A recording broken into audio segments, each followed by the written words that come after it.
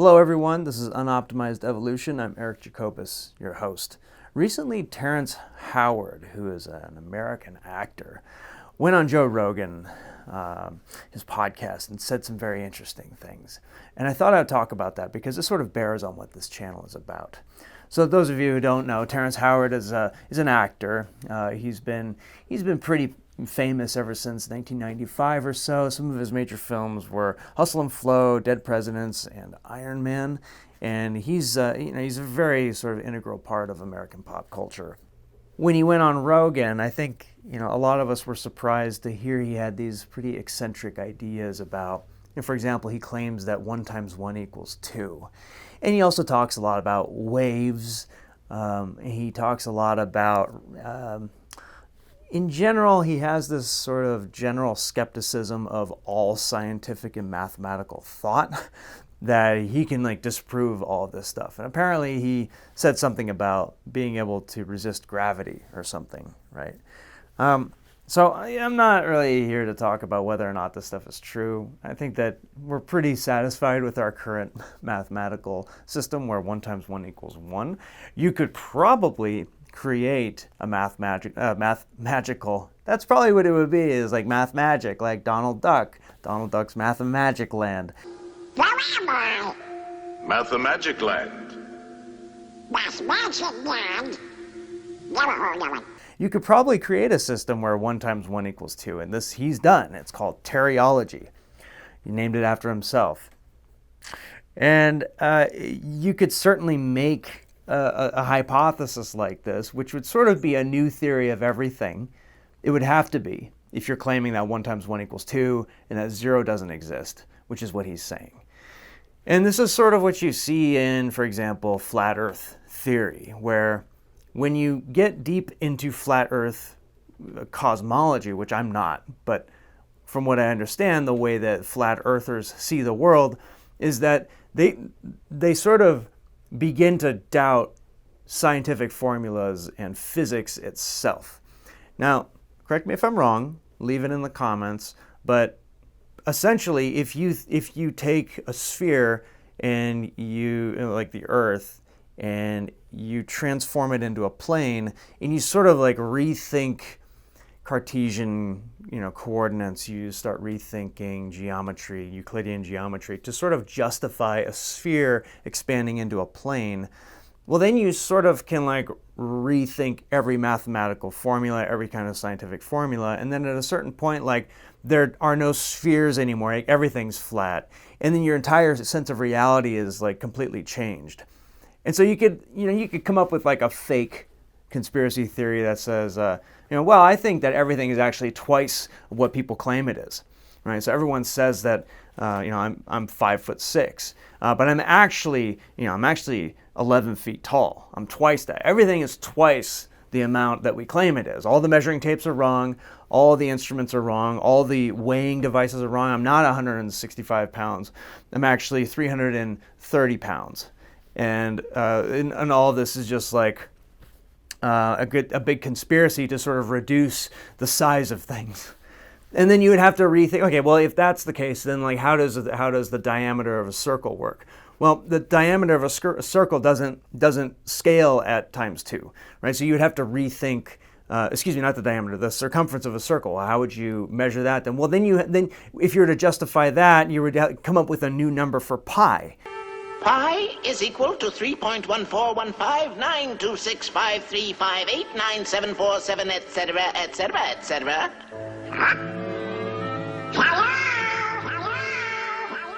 Right, so the number of pi would change, and then logarithmic scales would change, e would change, and everything could change. You could make, I can make Jacobian logic, and everything is actually twice as much as people claim it was, and I have new pi numbers and stuff.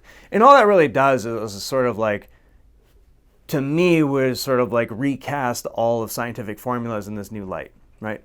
And this is really just would be another language of math, and it wouldn't negate the current language of math. It would just be this other language of math. That's what language does, right? When you make a new language, it doesn't necessarily negate, English didn't negate Latin. Latin just couldn't expand the way that English could. You could still use Latin for certain things, and you can't really use Latin for a lot of new things, right? And so that would be the goal of a new logic system, like what does he call it? Teleology. So this is sort of the issue going on right now, is that flat earthism, teleology, and I came from a situation recently where I was with somebody who started to believe that the year was 364 days. This belief that the Book of Enoch, for example, that the calendar is actually 364 days, that the current measurements are wrong, that we count the number of days in the year incorrectly. Don't know how you would come up with this, but if you take that as your anchor point, right? If you take the Book of Enoch, for example, as your anchor point, and also there, the Qumran sect where they found the Dead Sea Scrolls, they had a 364-day calendar. My understanding, I won't get too much into it, but my understanding is that the only way you can have a 364-day calendar, of course, is if you compensate with like some kind of ominous day that's not counted to make that 365. And then you're still going to need 2 ominous days every 4 years to make up for the leap year. At any rate, if your anchor is the 364-day calendar, then the rest of your reality is going to revolve around that. It has to. So what is going on right now? Because I see this a lot with people, and I recently posted a video about schizophrenia. What is it about, some members of society, some prominent members of society who are trying to anchor themselves to like new theories that are like new theories of everything. And this is sort of understandable, because if you think about what exactly they're rebelling against, well, it's this sort of propaganda, the mainstream message of American mass media, the news media, what have you. They claim that we didn't go to the moon. They'll claim that there's a hollow earth. There's all kinds of things that they claim. Chemtrails, you name it. In fact, it tends to be that when people believe in one of these things, they tend to start believing in most or all of them. And any new ones that start coming into the fold, they take them very seriously, simply because they run against the standard narrative. And they don't buy the standard narrative because it's sort of, in their view, it sort of degrades humans for various reasons. Maybe some people think that it degrades personal liberty. Maybe people think that it degrades community as a whole. I don't know. Whatever it is, they're latching onto these other things. And conspiracy theories really fulfill this. And so conspiracy theories themselves, so if we look at what exactly brings these things about? Have they always been there, right? And it turns out that there's always been a conspiracy theory of some kind, right? Of the idea of some kind of external power that we don't really have control over, and we're sort of subject to it, and we have to resolve that at all times. And this is just the basis of every priesthood that's ever existed. You have a crisis, right? You have a crisis that you have to resolve with some kind of divination, oracles, and formulas and whatnot, magical potions, hunting a witch, whatever it might be. That way you can resolve a crisis, and you sort of have a cast of people, men or women or both, who are uniquely cut out for resolving this. And one such crisis is lack of rain. Well, how do you resolve lack of rain? Well, you do a rain dance. If the rain doesn't come still, you keep on doing the rain dance, and if that still is failing to bring the rain, then you kill the rain dancer and you put his son in charge or his daughter. If they can't do it, then maybe you need to change the dance. Whatever it is, you're sort of justifying the fact that a rain dance has to bring the rain. Otherwise you lose this important part of your economy. And at a certain point, the rain dancers, perhaps they got together and they're like, we're kind of sick of being scapegoated and being blamed for there being no rain. Let's just tell them what methods that we use. And that might have been how they came about with meteorology, right? We look at the birds, we watch the clouds. We used to actually think that this stuff was us feeling the spirits, but actually these are just natural phenomena, right? And this is what I've talked about in the past, where magic, you sort of cut off pieces of magic, over time, and that becomes, science over here, and a little bit of it becomes deferential religion over here. And so you could argue that conspiracy theories, or magical thinking, or the idea that there are these crises that are out of our control, they're sort of like products of the time. My favorite example is The Quest for Dean Bridgman Connor. I love this book. It is so good. This is a true story with maybe some embellishments about Leonora Piper, who was a renowned psychic who supposedly could communicate with the dead, and she would do what was called automatic writing, where she would go into a trance state and she would just start writing, right? She would be talking to spirits, and you would have a seance with her. You would ask her, like, well, what is my dead grandpa saying? And she would say, he's saying that the oatmeal is in the closet, or whatever it is, and she would write it out on a paper. And then she had an interpreter there. His name was Hodgson. He was her manager, basically, and he would book her. And he was also a true believer, because she was giving him dietary advice and stuff during her automatic writing. At any rate, in Dean Bridgman Connor, I'll get into this in a little bit more detail. I think it deserves its own video. But essentially, the author is a journalist who investigates a claim that Leonora Piper makes, which is that, like, there's a man who everyone thought was dead. He's actually been kidnapped, and she sees this in this vision. Like some dead man tells her that this son is alive. Anyway, they go on this search for this guy. And so this guy, Anthony Philpott, he's a journalist. He went and actually investigated to see if he could find this man. And what Philpott does, and this is what's so interesting about it, is that Philpott begins to start questioning, because he was a true believer in Spiritism. He believed that Leonora Piper was actually communicating with the dead. But then when he realized that this was a dead end, no pun intended, he couldn't find the person that she claimed was alive. He started doubting it, and instead he opts for a much more scientific understanding of what happened, which to him was telepathy. He thought instead that Leonora Piper was not engaged in Spiritism, but was reading people's minds, and that is how she came up with this idea. And so then the last quarter of this book or so is a defense of telepathy.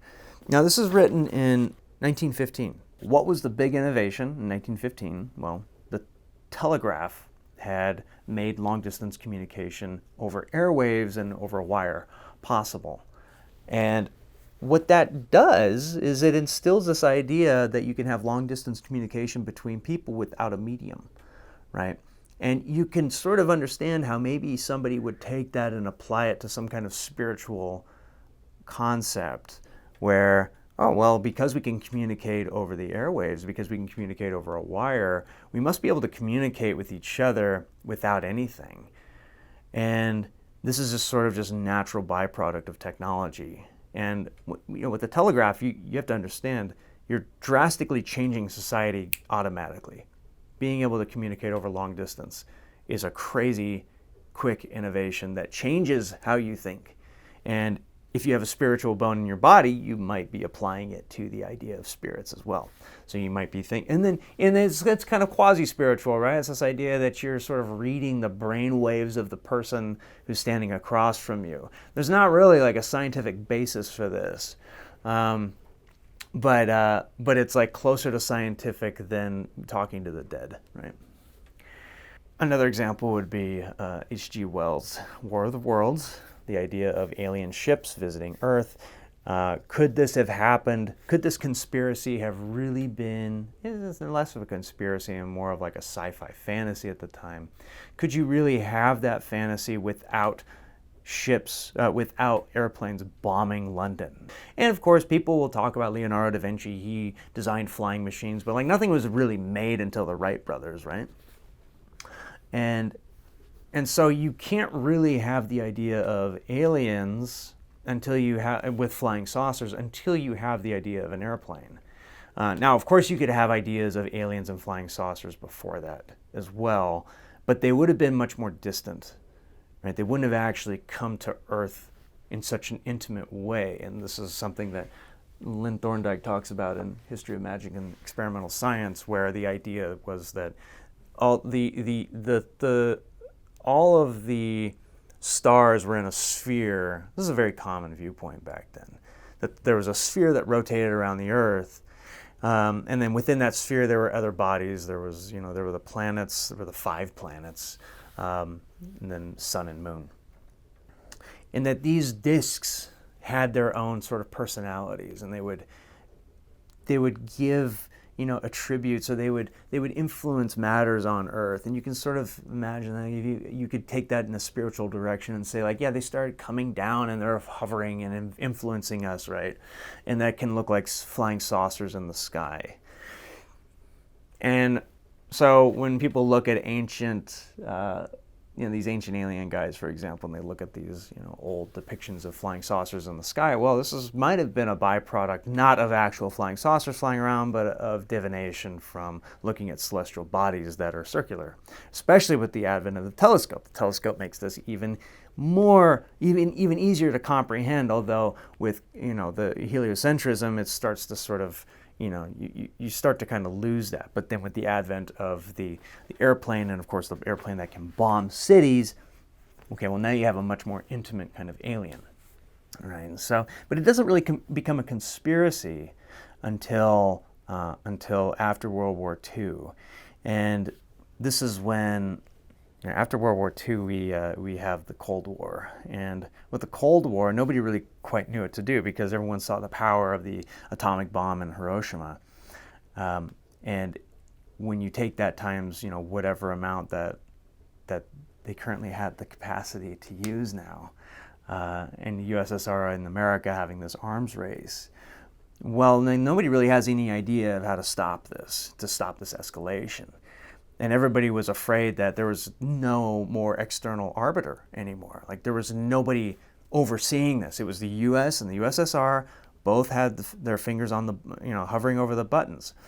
And so naturally you're going to sort of anticipate that there's some kind of third-party arbiter who can come in and tell us not to do this. And that's how you have a movie like The Day the Earth Stood Still, where at first, the film is very much, kind of playing on old sci-fi tropes where you're afraid of the flying saucer, but then the flying saucer lands. Spoiler alert, the alien comes out and tells the world that, no, we come in peace, we're here to teach you that you need to have international cooperation so that, you don't blow each other up, essentially. We have an organization for the mutual protection of all planets and for the complete elimination of aggression. For our policemen, we created a race of robots. Their function is to patrol the planets in spaceships like this one and preserve the peace. In matters of aggression, we have given them absolute power over us. This power cannot be revoked. It wasn't quite a communist utopia that had already been tried. I don't think people really took that seriously, at least in America at that time, but it was an attempt to sort of push this idea of international cooperation for disarmament.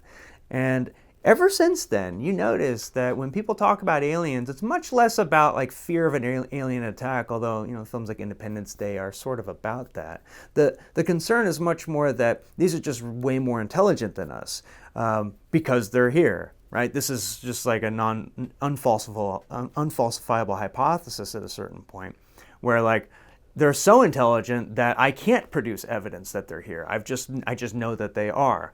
So it's unfalsifiable. It's actually kind of a perfect conspiracy theory. And since they're here, and since the government obviously must know about them, then the government's hiding it. And there are all these people now who came out of the government who are saying that, yeah, these things are out there, right? And so it's and I'm not here to say whether or not that's actually true, but I do want to just draw that logical line from this very sort of spiritual need for an external arbiter of truth and of justice, which we don't have in the world, at least not on Earth, right? We don't have this, and so we're always looking now wherever we can for this external arbiter. And for a lot of people, that's an alien. And films like, I forgot the name, Arrival, the film Arrival, where an alien comes and teaches us how to think in terms of atemporal language allows us to reverse time and like prevent catastrophe, right? It's this sort of hope for this messianic alien figure that's going to come in and just give us the wisdom that we need. It's very Enochian, and you can kind of understand why people want this. And I think that there are two reasons. The first one, of course, is that international tensions are just constantly on red alert. You know, we're constantly in that situation. And so it's very natural to want an external arbiter, especially one that's non-falsifiable. You can't falsify an alien hypothesis, right? You can't falsify that. And then the second thing is that people don't trust the media anymore. And when I say the media, I don't just mean, you know, TV and commercials and whatnot. I mean all of the main kind of nodes of power, which is Harvard, the State Department, you know, the government for the most part, also all the major mass media outlets, major newspapers, you know, what have you, right? People just generally don't trust these things on both sides because, you know, on the right, they don't trust any of the left-wing media, and on the left, they don't trust any of the right-wing media, and there's a lot of them on both sides. And then what makes it even more difficult now, of course, is that you can just kind of generate whatever truth you want using AI. That's going to make things even more difficult to falsify now, right? So going back to Terrence Howard, you can understand why someone is just sort of very, you know, fed up with all of this. And I can understand why you would want to concoct a new theory of everything because, well, everything, according to him, is not being depicted in a realistic way. And I want to say two things about that. The first one is that I empathize with this because in my own experience, there is no coherent theory on language. And in general, there's no coherent theory on anything human. I will say that outright. If you have any examples of coherent theories on anything human, tell me. I would love to know. But as far as I can tell, all of sociology is based on statistics, and a lot of it is based on these, you know, these sort of, you know, these very like, standard Darwinian arguments that we came from chimps, and so all of the aspects of humanity have these sort of gradations that go through these species between us and the last common ancestor that we share with chimpanzees, essentially, right? And all of this would make sense except for the fact that nobody can still generate a decent theory on language. It's all extremely hypothetical. And even then, like, nobody can point to a date. Nobody can point to what kind of stimulus exactly would cause it. The one thing that it seems like all mainstream theories on language share is that they're all ecological. Right, this idea that proto-humans were developing language as a response to the external environment. So, you know, needs for hunting, needs for securing shelter, needs for, you know, acquiring food, needs for protecting against external tribes, right? There is no, but the problem with ecological theories on language is that all of those would also affect all other animals, and yet no other animal has produced language, and at least not the kind of language that carpenters the world. Well, then where's language coming from? And the ROBA hypothesis says something very simple. It's the fact that human relations are fundamentally different than animal relations because humans can use recursive object-based aggression. We can kill each other very easily, and we can kill all of society very easily. Even with rocks, we can stone people to death, and then everybody will start stoning everybody to death, and it creates this apocalyptic scenario, which requires language as a resolution, because otherwise the hierarchy is not stable. You can't set a hierarchy without language. It's extremely simple. The reason nobody has said this is because everybody is thinking ecologically and gradually, looking for all the factors that, you know, the last common ancestor would have had that we now share, and those things gradually changing over time due to some kind of external influence, which only affected one group, and it happens to be us, and it never happened to any other species that we know. And what that does is it sort of blinds you to the idea that violence is particular to people, that recursive object-based aggression only exists in people. Nobody has said this, and that's very frustrating, and it says to me that the scientific establishment, with regards to theories on humans and on language and people and on language and violence, that they're just looking in the wrong place, and they have like the wrong theory on people. And that naturally produces like a new theory of everything. And that's going to sound crazy to people, right? Now, my goal on this channel is to lay out this theory very coherently, and I've just laid it out very simply, right? Humans have this very unique relationship with one another that animals do not have with each other, where our combat system is so apocalyptic that we can't actually engage in it. We actually have to use some kind of external version of it where we change the recursion of violence into language, and we use that instead to set the hierarchy and try and avoid recursion from trying to prevent recursion from going back into the violent state at all costs. It's very simple, and so the point of this channel is to defend this and sort of explain how this affects the rest of, the human sciences. As far as I know, the sciences have gotten a lot of other things pretty much correct, including math. Seems like they've got math correct.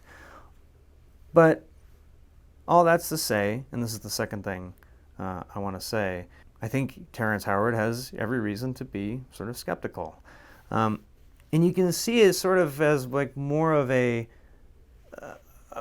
attempt to reconnect with people. Because what I heard from him, and when I listened to people like Cat Williams too, Cat Williams had a very similar sort of way of expressing himself on the same podcast and in other interviews too. He seems to just kind of believe everything that the mainstream media doesn't want to believe. It doesn't want you to believe, right? And that becomes its own conspiracy, right? They're treating Cat Williams like he's crazy because they don't want us to know about these things, right? You see this with Graham Hancock, who, has a theory on ancient societies that, we're just cropping up and we're highly advanced. Where did they get that information from? And his theory is that archaeology is conspiring to keep down, trying to keep us from knowing what this ancient wisdom was, when I think that maybe there's a simpler resolution to this, a simpler explanation for how these complex societies could arise. I think just the emergence of patrilineal descent can make a society extremely advanced and extremely dangerous at the same time within like 5 generations. No problem. So you could see thousands of years ago, maybe you have this strange fortified city that was just like too early and too much, right? And the rest of the matrilineal groups just ganged up on it and took it down. I think that that's much more likely. Terrence Howard talks a lot about waves and how waves connect everything. He has this new theory on the periodic table of elements and all this. And again, it's sort of that idea of like, well, yeah, you could rewrite everything based on your teleology or whatever he calls it. And you could rewrite the periodic table of elements based on like waveforms and stuff. And I hear this a lot from people who are, kind of similar-minded and very skeptical of, mainstream society. They talk a lot about waves. They talk a lot about magnetism and particles that are magnetic. I think string theory is very appealing to people for this reason, because it sort of implies that there's more to it than the scientific establishment wants us to see. And you see this with people who are afraid of Wi-Fi signals, and they talk about routers sitting, and I talked about this in the last video, but they'll say that I feel like the waves are talking to me, like they're like there's demons in the room, right? And these are people who are more on the schizoid end of the spectrum, and that might just be extroverts, right? I tend to just, the vector points that way. I tend to call that the schizoid side. And so what they're doing is they're trying to find a way to reconnect with people, because that is that kind of personality, right? And the more machines there are, the harder it is to connect with people, right? And it comes across probably to people like Terrence Howard that the establishment is trying to keep pushing this idea of the machine. Mechanized people, mechanized production, mechanized consumption, mechanized art, right? And that, to people on my side, on the autistic side, we see that as like, oh yeah, that's great, that's very productive, that'll allow us to sort of like free up labor and do other things and make more money, right? That would be like my side's argument. The other side is saying, no, this is reducing the ability to actually have community, and it's being done by the powers that be, right? And they'll come up with theories about Jewish space lasers and lizard people, right, as like people who are pushing this and who are in control. Antisemitism is a classic example of blaming a single group for what is really just a natural phenomenon of society basically growing around machinery, around language, and these things happen naturally. There's no group that's pushing it. There's no alien that's making the economy do this. There's no lizard people. There are no Jewish space lasers that are causing this stuff. And again, this is non-falsifiable because the fact that I'm saying this must mean that I'm on the Jews' side, right? I must be working for the government. I must be some kind of whatever it is, right? When I looked at Terrence Howard's Wikipedia, I saw that he's been married, I think, 4 times. He divorced. When he divorced, there were 2 women that he divorced and remarried. He's been charged with assault. He's got quite a rocky history with women, with the law. It's not very clear to me that he has a very healthy life. And I don't think we should expect an A-list Hollywood celebrity to have a healthy life. That's just not normal, right? That just doesn't happen. When you're very famous, you tend to have a disrupted life. And who knows if it's a chicken or egg thing. Some people are very healthy, get into Hollywood, and they become unhealthy. Some people, by virtue of being very unhealthy and being willing to sell out and sell their soul to this thing, do very well in Hollywood. This is probably a person who is crying for help, I would imagine. He wants to reconnect with people. He doesn't like the idea that technology and society and language is sort of like evolving out of control and parsing and expanding out of control, right? Because if it then finds itself in machines, these machines start to separate us from each other. And so ultimately what I would say to that is, whenever I personally feel like the world is working against me, if I feel like there's some kind of external threat that's imposing itself on me and I'm out of control, there's always something else going on. There's always some other thing that happens, some other trigger point, right? I had a bad fight with a family member. I had a bad thing happen with work. Someone triggered me in some kind of situation. Some kind of other thing where I felt out of control is what triggered this cascade of emotions that made me want to become a victim, right? And if that's not resolved, I will grasp at whatever I can to blame that thing for my crappy life instead of actually addressing the thing that's happening. And sometimes addressing the thing that's really happening, the real trigger point, that's the hard stuff. That's the really hard thing to target. You got to dig in deep. Sometimes you don't even remember it, right? Like someone might tell you, like, hey, did you know what you did the other day? And you might not even remember. You might think that you were being preyed upon, but in fact, like, you were the predatory one, right? And you being the predatory one, yeah, maybe you felt backed into a corner, but that wasn't the intention. And so what I always do when I start to feel like, okay, well, maybe there is some kind of, conspiracy of whatever it is, advertising, wokeism or Trumpism or whatever it is, right? Whatever it is that you think is responsible for your downfall. Whenever I feel that, I start to say, like, okay, well, where did that come from? And I try and draw a little flow chart, and I try and find what made that vector, what caused that. And then I find that if I can address that thing, if I can identify what it was that made me feel so crummy and what's making me feel like I'm in a pit, if I can address that, then the conspiracy goes away. It has zero power. And that's not to say there are no conspiracies, but how much power do they have over you? That's your choice to make. So whenever, and I offer this as very simple advice, whenever you feel like someone's out to get you, if you think that there are Jewish space lasers and lizard people, back up a little bit, try and figure out what the trigger point was, address that, then address these other space laser things, because then you can actually approach it rationally, and you may just not even care about it anymore. You might then look at that and go like, oh yeah, I completely made that shit up.